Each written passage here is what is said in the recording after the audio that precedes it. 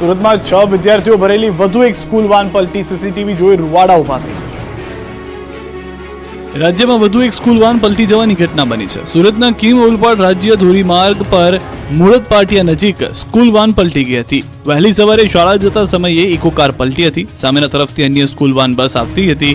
Eco car ચાલકે steering પરથી કાબુ ગુમાવ્યો, જેમાં ઇકો કારમાં સવાર વિદ્યાર્થીઓ પૈકી 6 બાળકોને ઈજા થઈ હતી। કારમાં કુલ 9 જેટલા બાળકો સવાર હતા। કાર પલટી જવાના સીસીટીવી ફૂટેજ પણ જોવા મળ્યા। દ્રશ્યોમાં જોઈ શકાય છે કે સુરતના કિમ ઓલપાડ હાઈવે પર મુળદ પાટિયા નજીક રાજ્ય ધોરીમાર્ગ ખાતે સ્કૂલ વાન બેફામ આવી રહી છે। સામેથી બસ આવતા કાબુ ગુમાવે છે અને આંખના પલકારામાં 2 ગોથા મારી સ્કૂલ વાન કાદવમાં પડે છે। રોડ બાળકોની ચીચિયારીઓથી ગુંજી ઉઠે છે। ઘટના બનતા જ આસપાસના લોકો દોડી આવ્યા અને બાળકોને વાનમાંથી બહાર કાઢ્યા હતા, તેમજ તાત્કાલિક સારવાર માટે હોસ્પિટલ ખસેડવામાં આવ્યા છે। રાજ્ય કક્ષાના શિક્ષણ મંત્રીએ બેફામ વાન ચાલકો સામે કાર્યવાહીની ખાતરી આપી। વલસાડમાં લોકોએ નશેડીઓની ધોલાઈ કરી ઉતાર્યો નશો। વલસાડમાં દારૂના નશામાં ધૂત સુરતના 3 નશેડીઓની લોકોએ જાહેરમાં ધોલાઈ કરી। નશામાં ધૂત 3 યુવકોએ દમણ ગુજરાતની હદ પર પાતરિયા ચેકપોસ્ટ નજીક કાર ઓવરટેક કરવાની બાબતે વલસાડની એક કારમાં સવાર 3 મહિલાઓ સાથે ગાળો બોલી હતી, જેથી વલસાડની આ કારમાં બેસેલ મહિલાઓએ ગાળો બોલનાર વ્યક્તિની કારને આંતરી જાહેરમાં ધોલાઈ કરી હતી। 3 નશેડીઓ મારથી બચવા મીઠાઈની દુકાનમાં ઘૂસતા ત્યાં પણ મહિલાઓ અને અન્ય લોકોએ નશેડીઓની ધોલાઈ કરીને સબક શીખવ્યો। દમણમાંથી નશો કરી સુરતના 3 દારૂડિયાઓ પરત ફરી રહ્યા હતા એ વખતે તેમણે બબાલ કરી હતી। કારમાં સવાર 3એ ફરાર થવાનો પ્રયત્ન કર્યો હતો, જો કે લોકોએ પકડી જાહેરમાં તેમની બરાબરની સરભરા કરી। ભોગ બનેલ મહિલાઓ પણ સ્થળ પર પહોંચી ગઈ હતી, તેમણે પણ હાથ સાફ કર્યો હતો। બનાવની જાણ થતાં વલસાડ પોલીસની ટીમ પણ સ્થળ પર આવી પહોંચી અને 3ને પોલીસ સ્ટેશન લાવી જરૂરી કાર્યવાહી હાથ ધરી હતી। વાપીમાં સસ્તી પ્રસિદ્ધિ માટે રિક્ષા ચાલકને સ્ટન્ટ કરવા ભારે પડ્યા। વાપીમાં સોશિયલ મીડિયામાં સસ્તી પ્રસિદ્ધિ મેળવવા રિક્ષા પર સ્ટન્ટ કરતા 2 વિડીયો વાયરલ થયા હતા। પોલીસે આ વિડીયોને ગંભીરતાથી લઈ તાત્કાલિક કાર્યવાહી કરી રિક્ષા પર ઊભા રહી સીન સપાટા કરતા 2 રિક્ષા ચાલકોને ઝડપી તેમના વિરુદ્ધ કાયદેસરની કાર્યવાહી હાથ ધરી છે। વાપીમાં સ્ટેશન રોડ પર એક રિક્ષાની સાઈડમાં ઊભા રહી અને એક યુવક સ્ટન્ટ કરતો હોય તેવા વિડીયો વાયરલ થયા। શહેરના મુખ્ય રોડ પર વાહનોની અવરજવર વચ્ચે રિક્ષા પર ઊભા રહી એક યુવક સ્ટન્ટ કરતો હતો। સાથે જ જીઆઈડીસી વિસ્તારમાં પણ અન્ય એક રિક્ષાની સાઈડમાં જ ઊભા રહી અને સ્ટન્ટ કરતા હતા। અન્ય લોકોના જીવને જોખમમાં મૂક્યા હતા। પોલીસે મામલાને ગંભીરતાથી લઈ આ મામલે તપાસ કરતા રિક્ષાની ઉપર ઊભા રહીને શોબાજી કરતા બંને રિક્ષા ચાલકોને ઝડપી લીધા। હર્ષલ મનોહર સિમ્પી અને પ્રેમકુમાર શાહની રિક્ષા સાથે અટકાયત કરવામાં આવી। જામનગરમાં ઘોડાએ મચાવ્યો આતંક, વૃદ્ધને લીધા અડફેટે। જામનગરમાં રખડતા શ્વાન, ગાય, આખલાના આતંક બાદ હવે અશ્વનો આતંક સામે આવ્યો। જામનગર વાસીઓ રસ્તે રખડતા પશુઓથી સાવધાન રહેજો, હવે ઘોડાએ ઘાણી કરી છે। જામનગરના લાલવાડી વિસ્તારમાં એક ઘોડો ગાંડો બની તોફાને ચડ્યો। ઘોડાએ એવો આતંક મચાવ્યો કે આ વિસ્તારમાં દોડધામ મચી ગઈ હતી। રહેણાંક વિસ્તારમાં ઘોડો ઘૂસી જતા 76 વર્ષીય નિવૃત્ત શિક્ષકને અડફેટે લીધા હતા, તેમને ઈજા પહોંચી હતી। ઈજાગ્રસ્ત વૃદ્ધાને તાત્કાલિક સારવાર માટે ખસેડાયા હતા। વારંવાર રખડતા ઢોર અને ઘોડાના ત્રાસથી મુક્ત કરવા સ્થાનિકોએ માંગ કરી છે। દાહોદમાં ચોર ટોળકીનો આતંક, 2 મકાનમાં કરી ચોરી।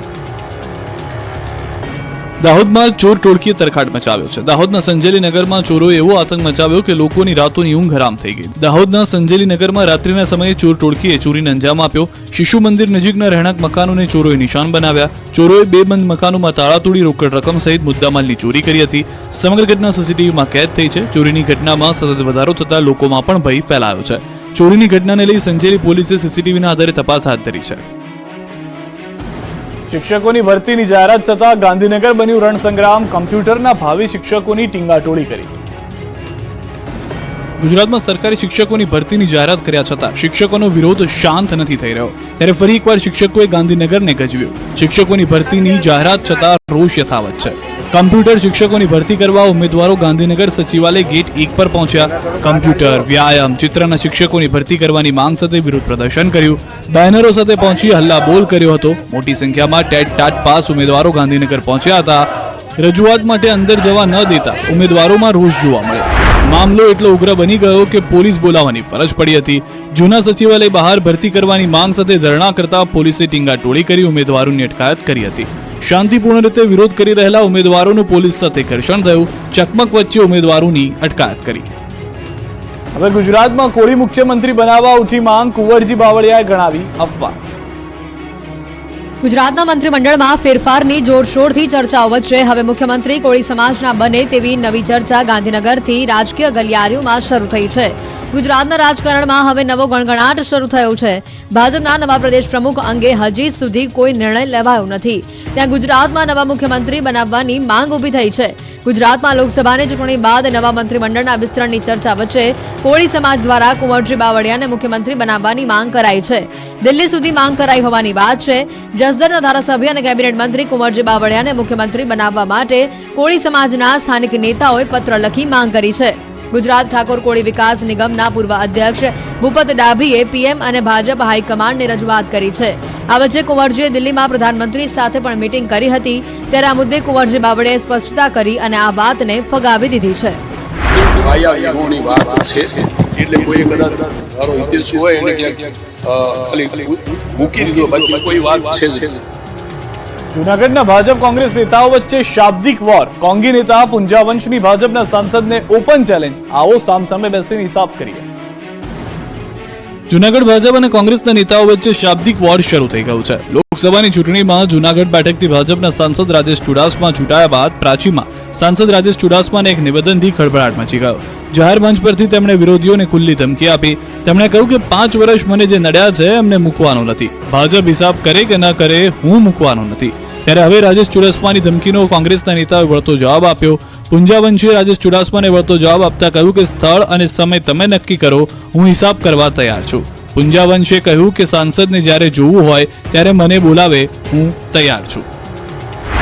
અને એ પણ કહું છું કે ભારતીય જનતા પાર્ટી હિસાબ કરે કે ના કરે, પણ હું આ 5 વર્ષમાં મને જે નડ્યા છે એમને મૂકવાનો નથી.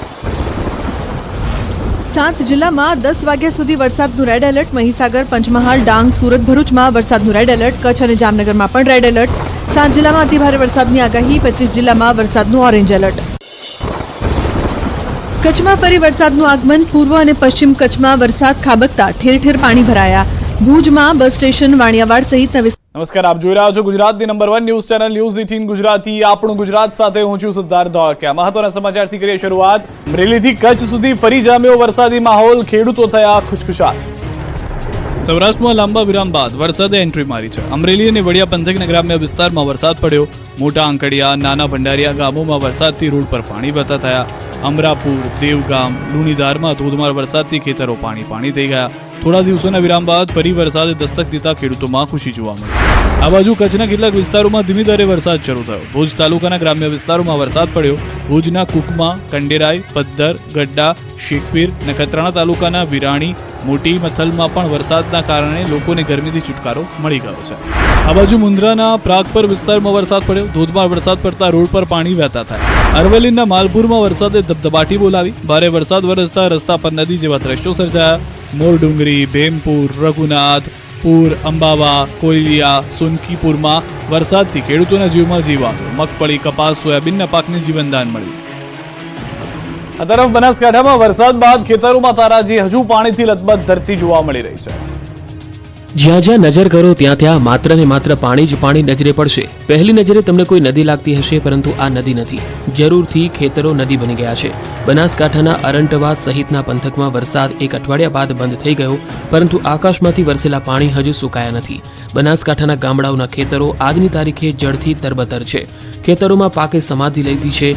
ખેતરોમાં 5 થી 7 ફૂટ જેટલું પાણી ભરાઈ જતા ખેડૂતોને રડવાનો વારો આવ્યો. ખેડૂતો મહેરથી ખુશ તો છે, પરંતુ મહેરે કહેર વર્તાવતા હવે દુઃખી થવાનો વારો આવ્યો છે. અહીં વરસેલા વરસાદે વિનાશ વેર્યો છે. 5 ફૂટથી વધારે ખેતરોમાં પાણી ભરાયેલા હોવાથી ખેતી બરબાદ થઈ રહી છે. તાજો વાવેતર કરેલો પાક પાણીમાં ગરકાવ થતા ખેડૂતોને મોટું નુકસાન વેઠવાનો વારો આવ્યો. ખેડૂતોએ ખાતર, બિયારણ અને ખેડાઈનો ખર્ચ કરી વાવણી કરી હતી, પરંતુ પહેલા વરસાદમાં જ ખેતરો બેટમાં ફેરવાતા ખેડૂતોને આર્થિક નુકસાન થયું છે. નેશનલ હાઈવે ઉપર મુકાયેલા નાળાઓના કારણે વરસાદી પાણી સીધા નીચાણવાળા વિસ્તારોમાં ભરાઈ જતા પાક તબાહ થયો છે. ત્યારે તાત્કાલિક